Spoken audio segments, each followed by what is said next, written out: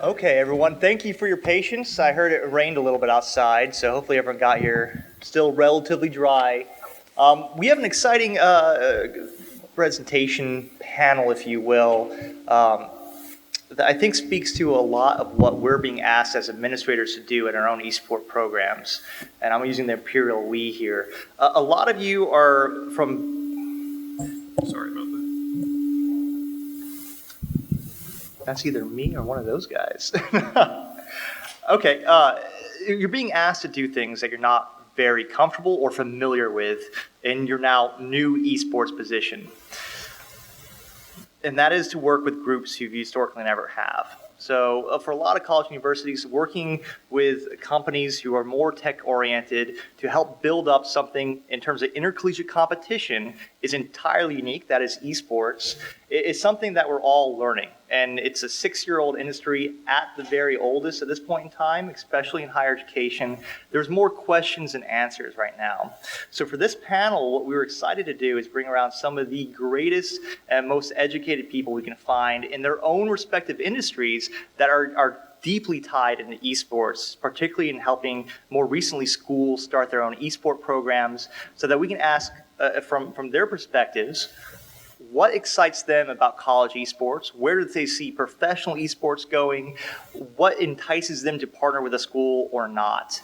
And then certainly we have President Eric Dar as well, and I'll introduce everyone in turn, representing from the institutional side. And by the way, if you haven't figured it out, this is Harrisburg University. That's his institution. So if you see him later on throughout the convention, say thank you for hosting our convention. So really quickly, we'll go through some introductions here. I'm Michael Brooks, Executive Director of the National Association of Collegiate Esports. First off, down the list, we have Dan Schwab, Co-President of D&H. We have President Eric Dar of Harrisburg University. And then we have Gus Schmedlin, Vice President of Worldwide Education for HP. So each of these individuals has a very unique perspective in what they're being asked to do in their respective roles and what entices them to work with college programs and even professional esport programs. So what we're going to do is we're going to actually kind of jump in there just a little bit in some questions, and we want to lay the groundwork that is familiar with each of you, and that is from the college perspective. And that's going to mainly be asking questions, at least right now, of President Eric Dar here. So Eric, if you don't mind, we'll go and start off with you.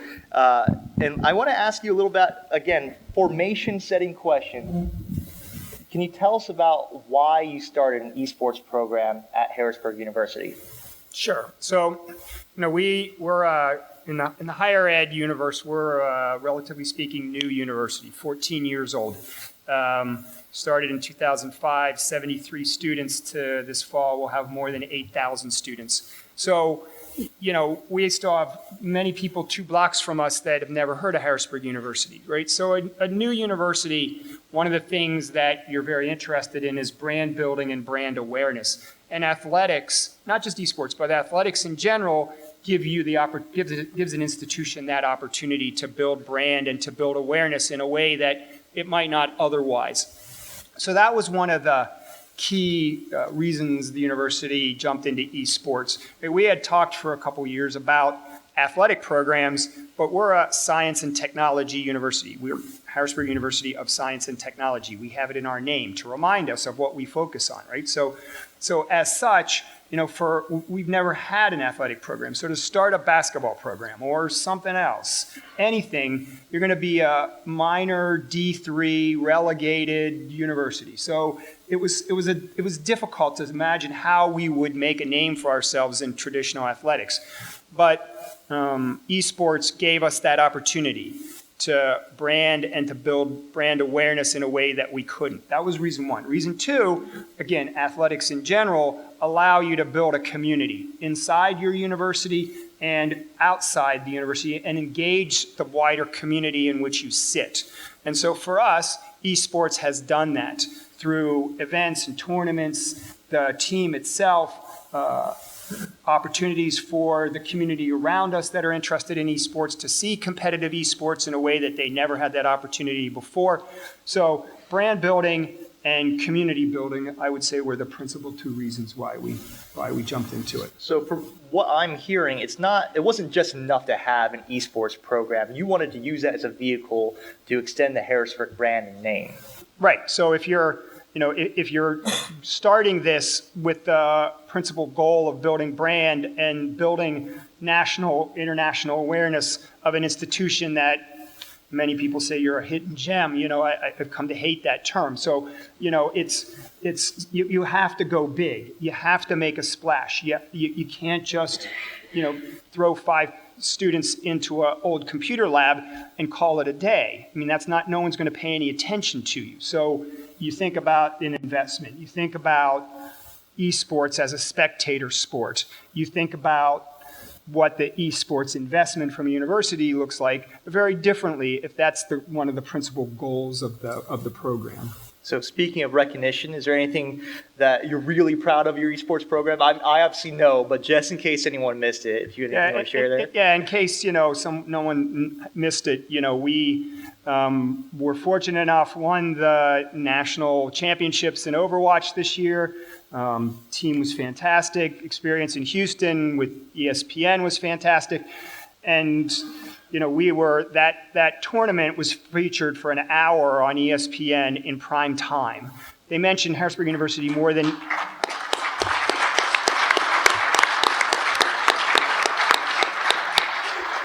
Thank you very much. I appreciate that. They mentioned Harrisburg University more than 80 times in an hour. I counted. And I've watched it more than once, as you might imagine, right? So I know how it ended. It took the little suspense out. It was easier to watch. I couldn't have paid. Millions of dollars would not have gotten me on prime time, ESPN, main channel, mentioned 80 times. So that in and of itself, right, has put Harrisburg University on the map the same way that you see other smaller schools in, the basketball tournament or, in other athletics, right? So that's, I would say, kind of job well done for us on that accomplishment. Yeah, absolutely. Well, so I kind of understand why HU has started a program, what you're looking to do, and you've actually partnered. HP is a partner of Harrisburg University's esports program. You've also partnered with D&H as well, and we're happy to have executives, decision makers from both of those organizations here. I kind of want to flip the question to you guys and ask you, why did you choose to work with Harrisburg University? And I think I'm actually start with Gus, and I'll work my way back here.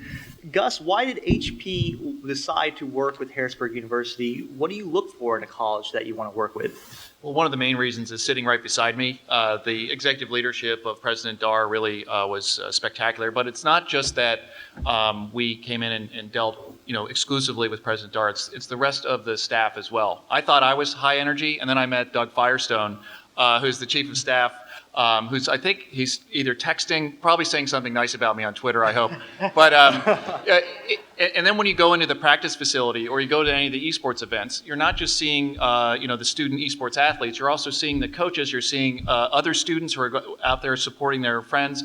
You're also seeing very talented faculty who are creating new programs for esports. So I think one of the main reasons that we chose to partner with Harrisburg University was this notion of all in. They're all in on esports, and from the great facilities to all the programs to really making a commitment to incorporating esports in a meaningful and intentional way into the curriculum.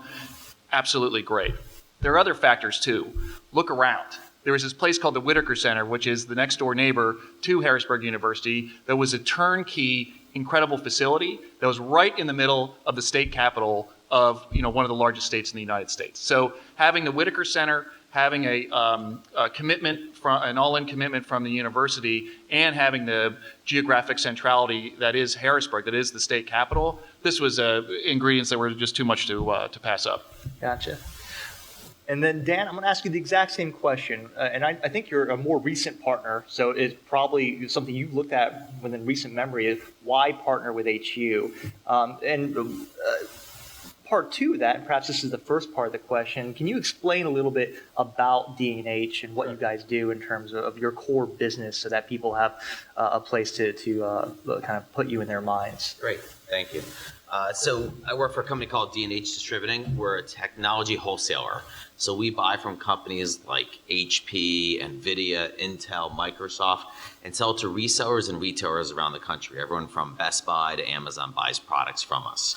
And we sell to all types of customers, including all the college bookstores in the country. So probably about 70% of the technology sold in college bookstores, they acquire through our company. So again, we're between the manufacturers and the retailers and resellers.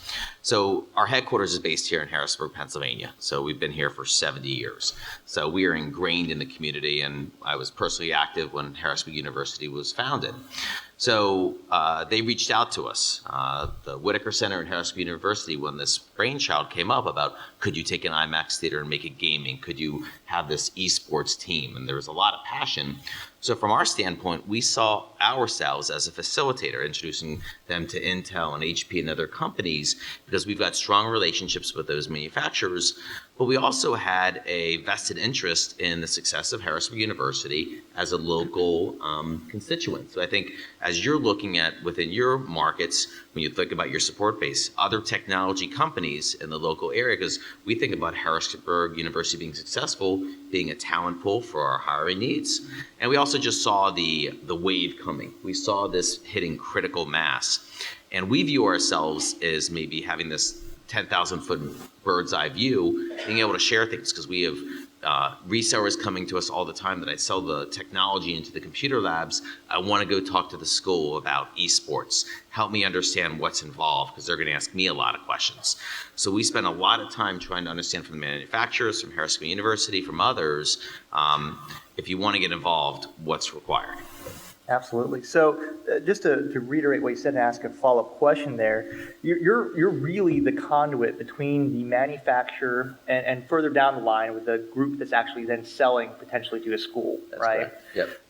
And during that entire process, you have a unique perspective of seeing what movements are happening further down the line. So you're seeing, I'm guessing from what you've said, you saw schools talking more about esports, inquiring more about gaming equipment. You saw your resellers looking at how to fulfill those duties, and they're coming to you with questions. And in turn, are you taking that education, the research, all the inquiries there, and turning to manufacturers to educate them on the space as well? Yes. So you're talking to the HPs about their Omens and other gaming lines. Well, HP, I'd say, is well ahead of the curve. So HP really has taken the time under Gus's leadership to understand the collegiate market, where it's going. They've made major investments there. But for a lot of manufacturers, they have not. So you're exactly right. We have a lot of we don't sell directly to the universities. We sell to the resellers or the bookstores that would sell into the institutions. But through them, we're getting lots of questions that what are other people doing? What's required? At the same token, where we really are able to help was when a manufacturer comes to us and they're interested in penetrating this market. Maybe they have gaming mice. Maybe they have gaming chairs. Maybe it's a networking vendor that wants to talk about their mesh networks and is there a fit. Maybe it's a digital signage manufacturer for Pro AV that wants to do a system. They're trying to understand how do they position themselves as a best-in-class solution for these burgeoning esports venues that are being created. Absolutely. And going back to education, I've got a question for you, Gus. I mean, your background is worldwide education, correct? Yes. Absolutely. So it's not just the competition that might excite you with esports. You're looking at esports more as a vehicle as well to accomplish other goals that fall under your purview, HP. So can you tell me, outside of just the esports competition itself, where is HP really excited for in the future that may or may not touch esports? Well, we're excited about, I'll steal a line from one of the panels today, holistic. So somebody, I think the guy from Twitch, uses that word all the time. So sorry, there he is. Oh, there he is. Thank you. Garvey, you did a great job in the panel earlier. You got it. So HP really takes a holistic view of the future of higher education through our conceptual framework that we call Campus of the Future. And what we do is we try and interrogate that and continually update that. And we really look across 5 domains: students, faculty, spaces, including esports arenas, campuses, and communities, or town and gown. And so through all of this and through this sort of holistic vision, in universities that we work with in Dubai and Harrisburg and Singapore, so all over the world, including fan favorite Boise State, who I see right back there,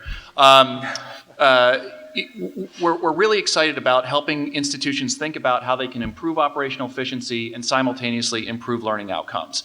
And underneath that is everything from admissions to student success to four-year graduation rate to affordances for students with learning differences, et cetera. But I have a slight list here of things that I'm excited about. Okay, let's And go for it does pertain to this question. So, Okay. First, we're excited about the proof now of the economic impact of post-secondary education. This has been proven beyond a shadow of a doubt, whether it's a 2-year degree, a 4-year degree, or even better, a graduate or professional degree. We're excited about more inclusive campuses. We're excited about including gamers. We're excited about including varsity athletes or varsity eSports athletes. We're excited to make more inclusive campuses that honor everybody, maybe even those who are too shy to speak up in class. We're really excited about supercharging research across virtual and augmented reality, often with our great partners Intel, to really understand how augmented and virtual reality will reinvent learning, reinvent instruction, reinvent research. And of course, we're really, really excited about the potential for eSports to, as you said earlier, reinvent town and gown. Once esports arenas exist on your campuses, you can bring in local students, you can bring in families, you can repurpose competitive facilities for student affairs activities. So I really think that esports, given its exponential nonlinear growth in the consumer market or in the mass market, can really translate into competitive advantage and have a bunch of other benefits for colleges and universities. And again, it's not, as you said, this phenomenon is not just in the United States. It is everywhere, and especially in Europe, especially in Asia. Mm-hmm. Absolutely. So you're generally really excited to redevelop what an institution should look like, right? Let's take everything you're doing and let's accelerate that, but with data behind it. Absolutely. Everything has to be evidence-based. Faculty are a pretty smart group, and given the shared governance model of most institutions, everyone has to be a stakeholder, everyone has to be bought in, and the only way to do that, in God we trust, all others bring data. There must be data that correlates esports programs to improved application rates, esports programs or co-curricular activities to student engagement and student success and ultimately graduation rate. So we're working with a variety of partners, most of which are either non-governmental organizations or universities and colleges themselves, to help eschew all of these various myth-busting activities. And I'll just say that beyond what HP supports with regard to the eSports program, the work that we do with HP on the campus of the future is probably longer term and more interesting to us, right? So we actually have faculty that are engaged in the business of studying augmented and virtual reality and what that means for the future of learning. We have faculty that are exploring addictions in a variety of ways. Yes, even addictions to video gaming, right? So we have experiments that, in quotes, think about it as pilot implementations of various technologies across student services or across admissions or across the delivery of curriculum in a different way that informs companies like HP, and HP particularly, about how to use technology. Some of those experiments, some of those pilots work, some don't. It's the same thing, you're all sitting here about not wanting to have a debate and a discussion about the campuses of the future. We're here about esports, but I would tell you that's the same thing in esports. There's not, you come to this conference and, to learn, from those of us that may have skinned our knees and those of us that have been in the space and those of us that have learned a thing or two. But, we're still learning all the time. And some things we do work and some things we do don't work. And you just have to expect that. And if you go in thinking, well, I can't make any mistakes and I got to be perfect and I have to do it right the first time, no, that's not, so again, easy for me to say, right? I run the place. Who's going to, argue with me, right? But your administration or those that you have to answer to, make sure that they understand that esports is a new evolving industry. It's easy to say those words, but to really know what that means and understand that means that some things you may work, that you try on your campuses may work, and some won't. And that may be outside of your control because the world around you is all changing very quickly. So just know going in that things will work and things won't. But to Gus's point, collect data about it so that you can learn and get better. Sorry, I'll step off my No, not a soapbox. problem. Yeah. It was interesting because we're talking about future-oriented goals, right? And we talk basically, from Gus talking about HP's vision for the future, what excites them, and working with college universities. But hearing your vision for the future at the campus level as well, and how that matches up, right? Esports is a part of a kind of a greater revitalization Much across bigger many picture, different correct. areas. Correct. Absolutely, and You then know- we have Dan there willing to support on the equipment side with all of that, or capable probably of supporting that. Well, and we see the role of a lot of the individuals in this room to help educate their organizations, because I think that is one of the biggest missing links. Is there's mass misconception and misinformation. I met with a senior executive today from a manufacturer, huge responsibility for education, and was not familiar at all with esports. So literally, it's a generational thing. We all know the stats. More people in our country watch esports than watch Major League Baseball. It's the second most watched sport in the world after soccer. So clearly, the trends are underneath building the foundation, but it hasn't hit the mass market to the same degree. So that means the people that you're working with within your institutions, whether you're looking for funding, whether you're looking for support, I think the onus is upon you to come to them with the data and educate them, because that'll make your goals that much easier to achieve. Absolutely, and that's a mission that you find yourself in quite frequently, education, right? So, and I want to make sure I want to ask about D&H's future plans in esports. I know Harrisburg was your big public one in the collegiate space, but is there anything that you can speak of that D&H is looking at in the future? Collegiate esports, professional esports, the industry of esports? We're looking at esports across the gamut. So I think the learnings we've had with HP and Harrisburg University have been immense. So we're sharing those with other schools that are interested in building out esports. So we have an entire team that's now educated, working with both our resellers and manufacturers to help educate them so that we can create that stickiness and understanding.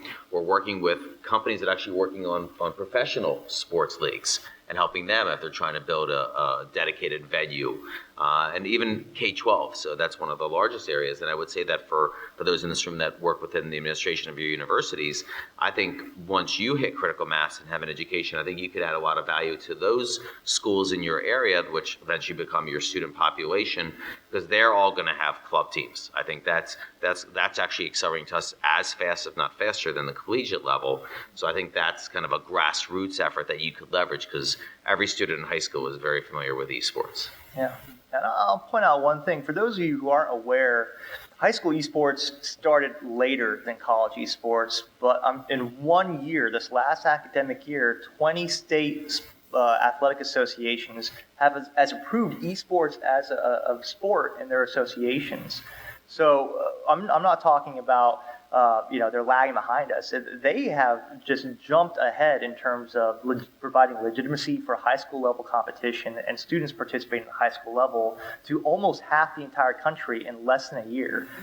That's not to say we have all these high schools that have teams and facilities and all that yet. That's coming, but the administrative hurdles have almost entirely been removed from, again, half the entire U.S. And that's exciting to see that quickly. One last question. I'm hoping everyone here is working with the high schools in their area. I mean, that's your natural pull in terms of student recruits, and that's the group that's looking to you as being a leader in their communities. Because fair or not, oftentimes high schools are looking at colleges and universities as the ones with all the know-how and all the resources to be successful. Whether that's true or not, different story, and I think we all would argue against that. But that is the community that is going to drive the majority of success. Speaking of President Eric Dar, you've heard locally how much they've tied into the community here in Harrisburg and how much that's driven the success of their program. But going still future-oriented, I want to hear everyone's visions. I think you each have a very true but different perspective in where you see esports going.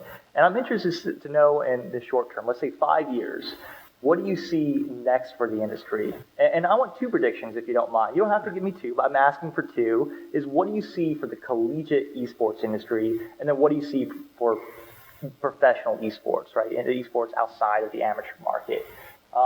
Don't worry, in 5 years, I'm not going to come back and say, hey, you're right, but it'd be interesting to see what your beliefs are, just from a professional opinion.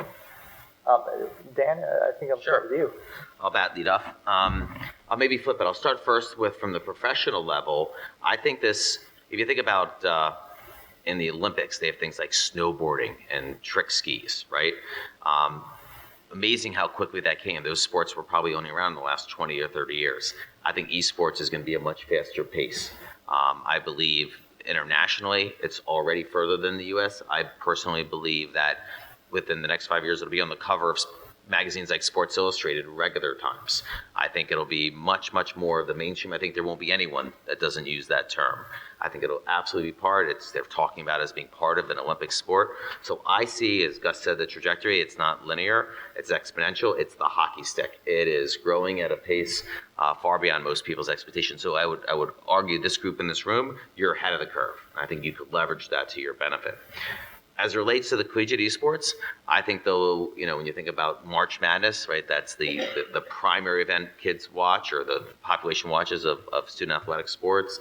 Then you've got bowl games, you've got all sorts of sports, whether it's the baseball World Series or what have you. I think this will be on par. I think this will become that big of a deal. Today, you see it's not every school has embraced this. The schools with the big sports programs today don't view it as a threat, don't view it as critical to their success because they already have the enrollment, they already have the foundation. I think there will be a lot of money, energy, focus on this, and I believe that 5 years now it'll be, if you're not involved in esports from an administration standpoint, they'll be asking you a lot of questions that why are you not, because you're behind the curve. So to summarize, what I heard is within 5 years, esports is in the Olympics, and there's a March Madness equivalent. All right. Someone write that down. We're coming back in 5 years. Oh, perfect. Yeah. President Dar? Let's see. I'll start with the collegiate esports. I would agree with Dan that that it'll be as big. I would actually suggest it'll be bigger, and I would suggest that it won't be bigger because and you get the large D1s involved won't be because their enrollments are threatened or anything. It'll be because their media deals. And I'll hesitate from just saying TV because I'm not sure that the future of media with regard to sports rests just in TV. But I'll say the media deals, largely the TV deals that fund the very large football programs and basketball programs about the U.S., those will be threatened. So when you're talking billions of dollars through media rights and media deals that all of a sudden don't flow to traditional sports as much because they're overtaken by esports, that'll be a turning day. That'll happen. That's kind of my prediction for the collegiate world. And what competitions look like, we'll have to see. But they'll be bigger. They'll be watched by more people. And in some sense, that's even true today. Maybe not just in the same way that traditionally has been the case. On the professional side, you'll see local professional teams in cities all around the United States. You'll see families. You'll see people of all ages enjoying esports, watching esports, rooting for their local teams in cities, medium cities, big cities all across the United States. Today that's limited to a few cities, really not even there yet, largely because it's centered on the West Coast, and largely because the Overwatch League is still kind of, run out of Burbank. You see, people like Philadelphia early out with their local arenas, but every medium and big city in the United States will have its local professional teams that everybody will root for, and you'll see competitions much like you do in other sports between all of the cities. So for me, the big prediction with regard to professional esports is a local presence in every medium and big city across the United States. Yeah, so you see the Overwatch franchise league or the League of Legends franchise league, the localization efforts that they're starting today is really going to start taking effect. Correct. So, Call of Duty is coming right behind. Mm-hmm. Who knows what the title is, the next title over the next 2 to 3 to 4 years, whether that's Apex Legends, who knows what it, where it goes. But, the localization will happen in a way that we haven't seen yet. Okay, so one follow-up question. I know the Philadelphia Fusion's been in the news because of the phenomenal investment they put into their facility, right? Right. $50 million build. It's right there next to their other stadiums out there in Philadelphia. And you're seeing this, or you're seeing this growth, this localization of professional esports. How's Harrisburg, or is Harrisburg positioning itself in relation to professional esport franchises? Well, I mean, so before I get there, just to back to the Philadelphia example, right? So that's Comcast. That's a giant media company teaming with, SK Telecom to create T1. So their business play is about their core business being a media company, right? So for them, a $50 million arena or a $50 million investment in the Philly Fusion is a relatively modest investment in their core business as a media business, right? So, that, yes, they, support esports and get esports. We talk to them on a fairly regular basis. I'm not sure they get it any more than any of us in this room, but they just have more dollars to put behind it, right? So, businesses like Comcast, whether it's a media business or others, they'll see their role or their spot in esports as an industry. That's what will drive the localization, back to the previous piece. So for us here in Harrisburg, right, in the kind of a growing suburb of Philadelphia, if you will, we have a professional organization here in Harrisburg, the Susquehanna Sonics. They have a PUBG, Rainbow Six, both games that, as a university, we really can't touch or are difficult to touch for obvious reasons. But if you look at Twitch statistics, both PUBG and Rainbow Six, top 10 of viewerships. PUBG is accelerating in an interesting way. So, we'll see where that goes over time. But there's a headquarters of the Susquehanna Sonics a block from where we're sitting today.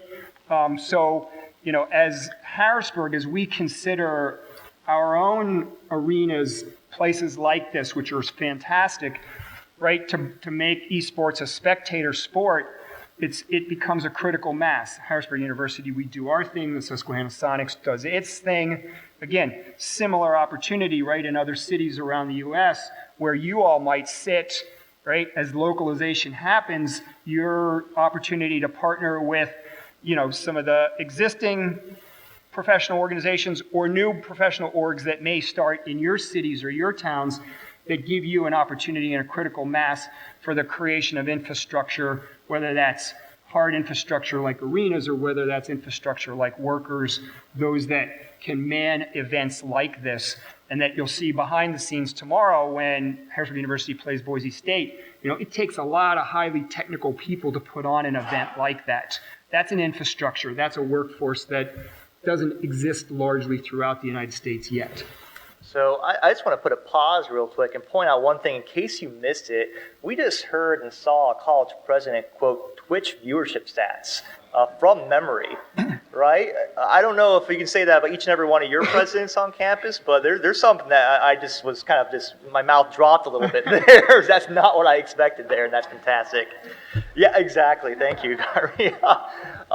Okay, so before we move on to questions, Gus, I want to ask you the same question. What is your vision for the near-term future? The first two things they teach you at HP Communications School, so the communications people, when they brief you, is don't discuss financial results and don't make forward-looking statements. So I have to be very vague with my predictions, certainly much more vague to the two gentlemen on my left.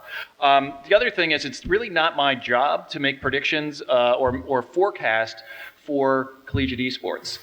It's Josh Pants. So Josh is sitting right there. Josh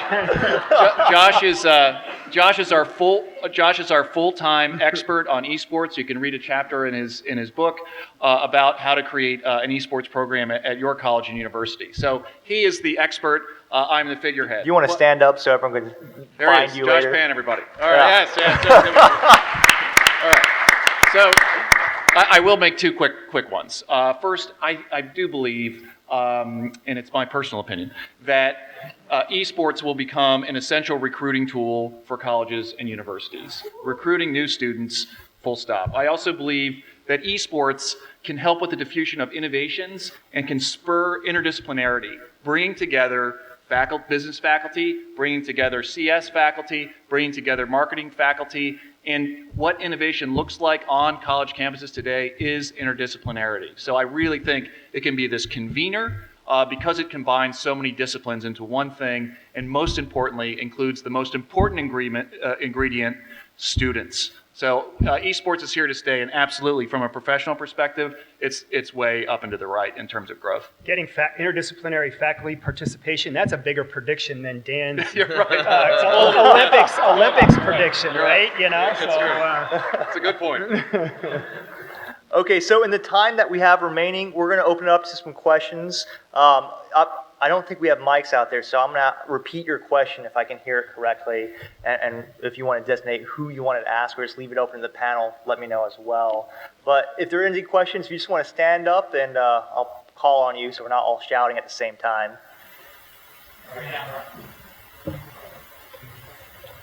I just want to start by saying thank you guys for coming out. You guys have been providing a lot of insightful information. I think some of the panels we didn't cover, or didn't cover anything too much in depth. And my question is directed specifically at all three of you guys. You guys kind of see the esports industry top down.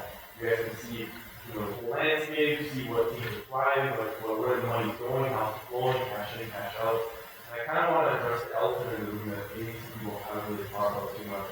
And that's the thought of the esports bubble that we're talking about. I think a lot of people they don't know that a lot of money in esports is sponsorship development, Series A or Series B investments, and where is that money going? Are the investors getting their money back? How are they getting their money back? And that bubble might just pop from the rest of the formula. So I kind of wanted to hear what your thoughts were on esports. Well, Gus already mentioned he doesn't talk about financial forecasts. I'll draw an analogy for starters because I know some friends that are involved in sports teams in different types of leagues. And the investment dollars go ahead of the curve. So a good example is you can buy an MLS team, a soccer team in our country, for $200 million today. 10 years ago, no one would pay $10 million for them.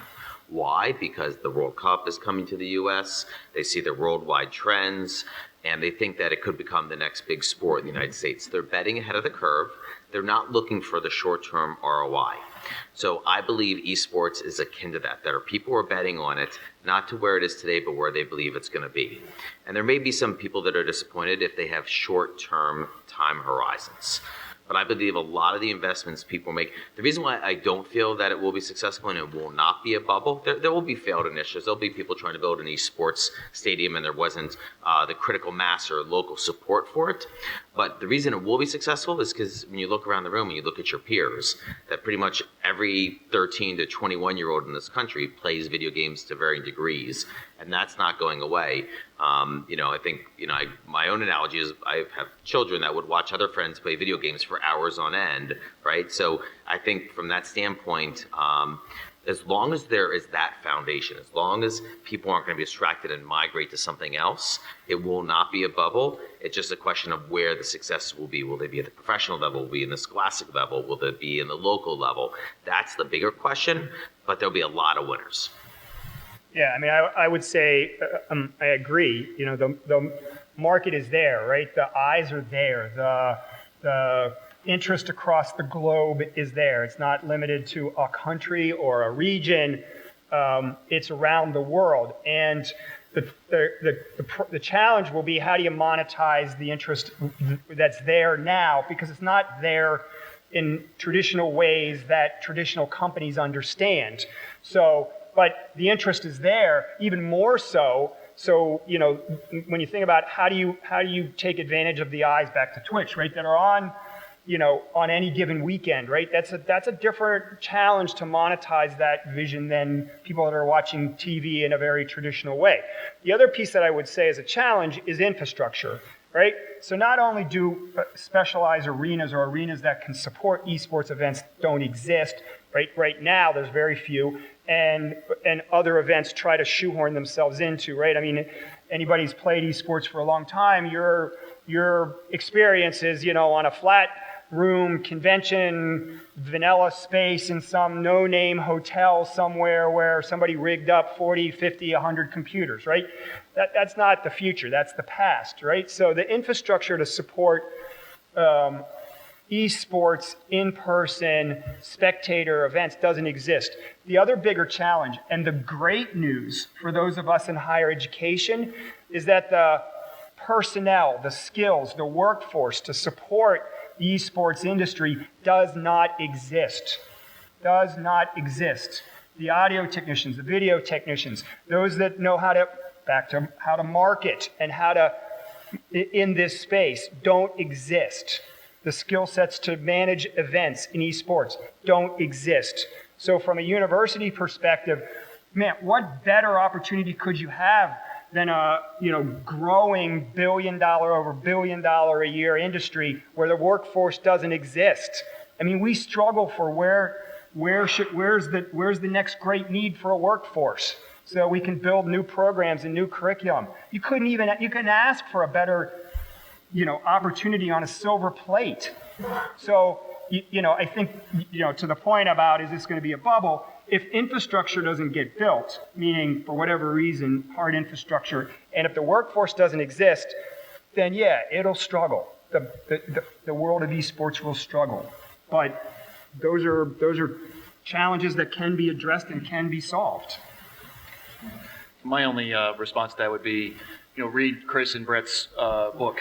What will save or higher education will become a haven for esports, regardless of what happens in the professional world, because there is curricular relevance, because you have student engagement, and because there's a growing body of evidence that it's a positive, not a negative thing, that it can keep students on campus, keep students on track to graduate, and enfranchise students that were not previously enfranchised. So I think that, much like other industries, higher education will actually insulate esports, ironically. Also, look around the room. Look at the amount of institutions, the different types of institutions, and look at the phone calls that Dan and I get, or President Dar gets to say, hey, tell me more about esports. It is completely on fire right now, which does leave it susceptible to a bubble mentality, but every indicator that I can see shows that it's going to be sustained growth. Thank you. You got it. Is there another question? I can't see too well because I had a light right here. And Chris, please, I'll take a commission for your mention. Okay, you got it. Chris, are you signing books here later? No. It's a free book, you bet. I'll sign it.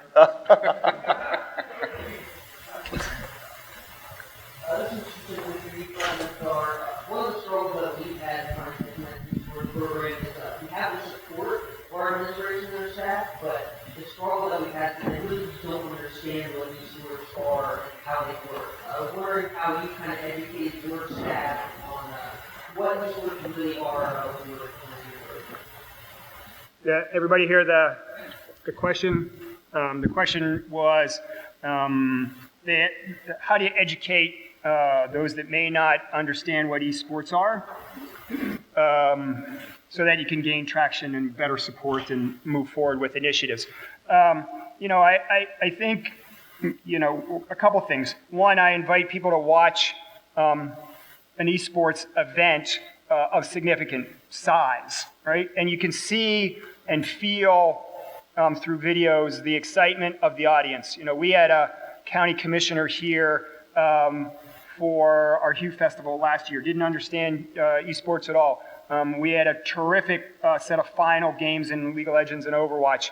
And the audience, half the audience understood and half the audience didn't understand the games. So it was really interesting, right? Somebody, the half of the audience that understood would see something happen on the screen and they would react, a half a second or a second later. The other half of the audience that didn't, they'd watch the half that did and they'd go, oh, I should cheer, or I should groan, or whatever it was, right? So you had this kind of interesting wave effect, right, that went on. But nonetheless, right, you see, so to understand competitive esports is that it's like any other sport.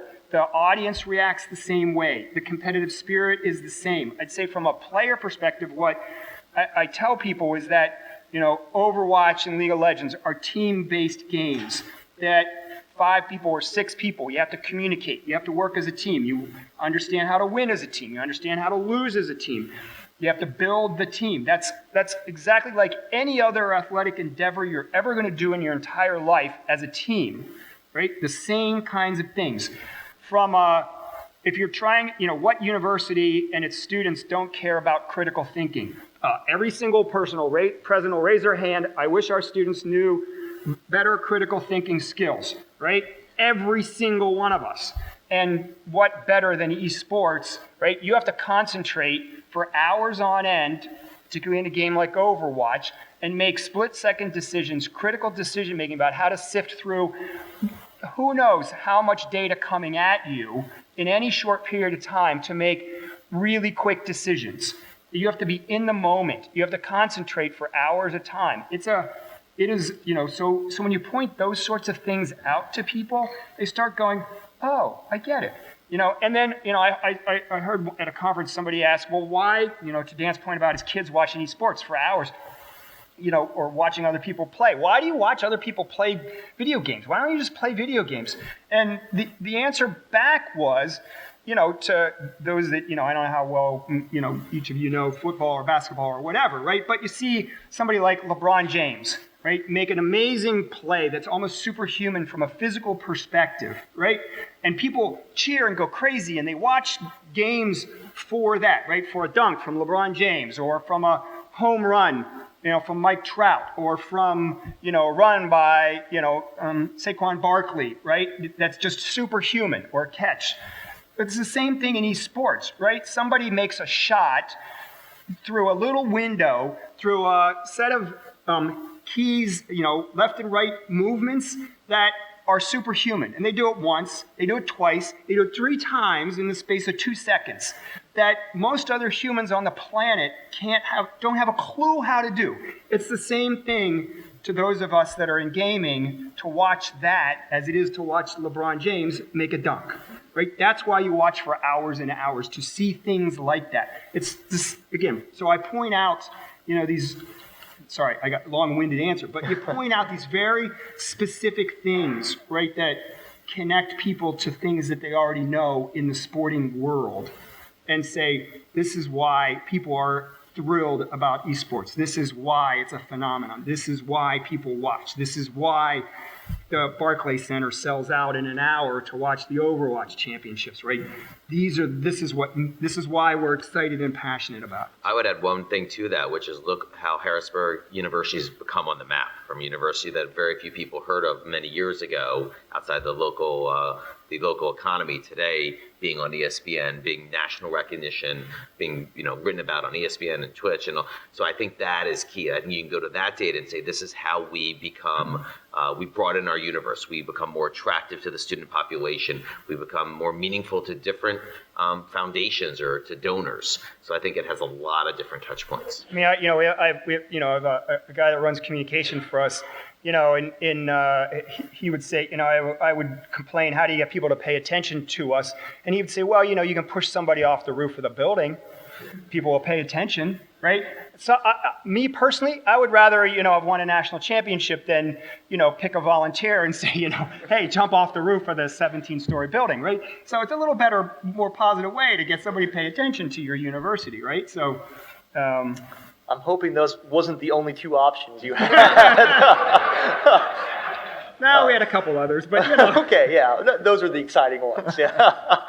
And speaking of excitement, so I find myself in a strange position. Actually, we've added staff. I don't know where Patrick Ocampo is, but he's taken on a lot of the new membership calls, right? Getting information. I'll tell you, talking to college presidents, board of trustees, athletic directors, if you're talking about getting support at an institutional level, I'll tell you one thing. So data gets interest, but it doesn't get excitement. Excitement is where you take them to the events, get them to interact with people who are playing, who are competing, who are cheering on their teams or their favorite player. That's where the excitement comes. So again, you can give them all the data in the world, and there's a ton of data out there. That's what's exciting business all across the world, right? But the actual excitement that will get someone to do something with that education, that's going to come from getting them to engage with people who are living and breathing it. And if you have an event around you, I cannot encourage you more than enough to invite everyone you think might be a champion in space to come. That moves mountains. Well, I believe we're out of time. I don't see any other questions, so that's great as well. I want to tell you, we have a social. We'll have some food, some drinks, I believe right outside, if I'm correct. Doug, is that correct? Right outside should all be set up. I encourage you to hang out, talk with each other. Feel free to ask our panelists other questions, and get to know each other. We're all in a very exciting but young space, and we're all trying to figure this out together. That's one big part of this convention here in Harrisburg. Thank you for everyone's time.